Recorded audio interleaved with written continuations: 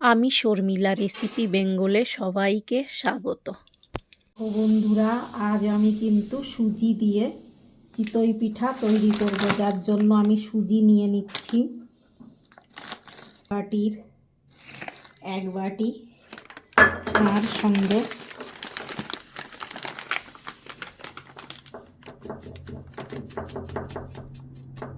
দেড় বাটি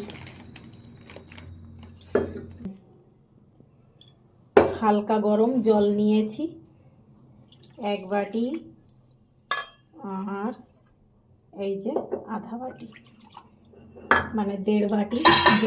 যেটুকু আমি সুজি নিয়েছি ওইটুকুই আমি জল নিয়েছি। এবার আমি এইটা এইভাবে রেখে নেব ফুলতে, আর যখন তৈরি করব তোমাদের তার আগে দেখাবো। এইভাবে হালকা গরম জল নিয়েছি, কিন্তু আমি ঢাকা দিয়ে রেখে নেব। এখানে এই যে সুজি ভিজিয়ে রেখেছিলাম, দেখো অনেকটা সময় হয়েছে আর পুরো ভিজেও গেছে। এবার আমি পেস্ট তৈরি করে নেব, যেটা আমি পিঠা তৈরি করব।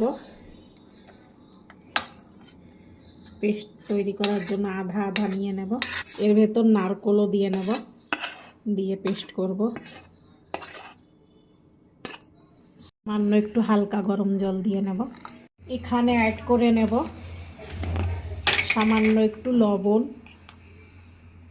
আর এতদিন তো চালের পাউডারের পিঠে খেয়েছো, মানে চিতই পিঠা বা সরা পিঠা, আর এবার খেয়ে দেখো সুজির। এখানে অ্যাড করে নেব, আগে আমি এইটা গরম করে ইডলি না কি মানে বেকিং পাউডারটা দিয়ে নেব। এই যে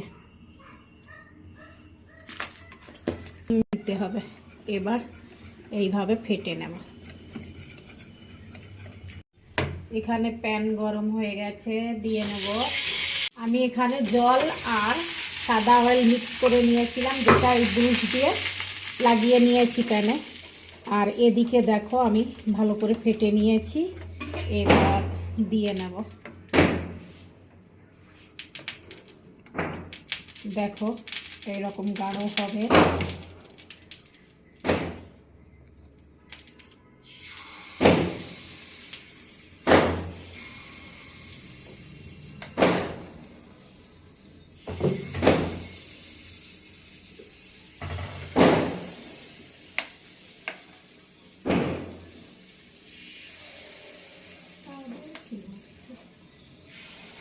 এখানে কিন্তু আমি বাটি বসিয়ে নিয়েছিলাম, এরপরে একটা ছেদ আছে, এর যে আংটাটা ভেঙে গিয়েছে। আর দেখো আমার পিঠা হয়েছে, দেখতেই পারছো। একে বলে চিতই পিঠা। কেমন লাগলো আমার এই রেসিপিটা? আরও দাঁড়াও, এর সঙ্গে কি দিয়ে খাবো সেইটাও তোমাদের সঙ্গে শেয়ার করব।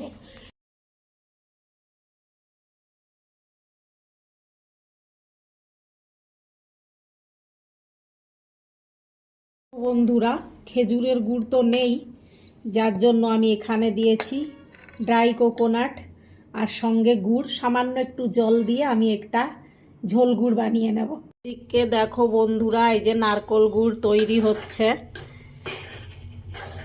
পিঠার সঙ্গে খেতে। আর এদিকে দেখো হয়ে গেছে, এখানে হচ্ছে, আর এখানে আরো বাকি আছে। দেখো বন্ধুরা, এত জালিদার, দেখতেই পারছো। আর এর ভেতর এই যে গুড়, বাহ!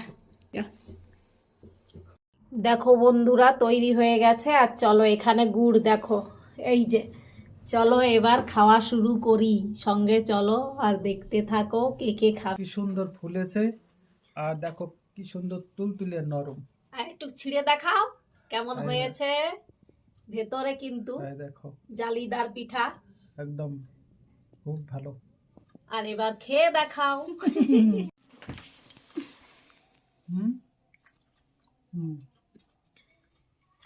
কেমন লাগলো ঠান্ডার সময় পিঠার মজা?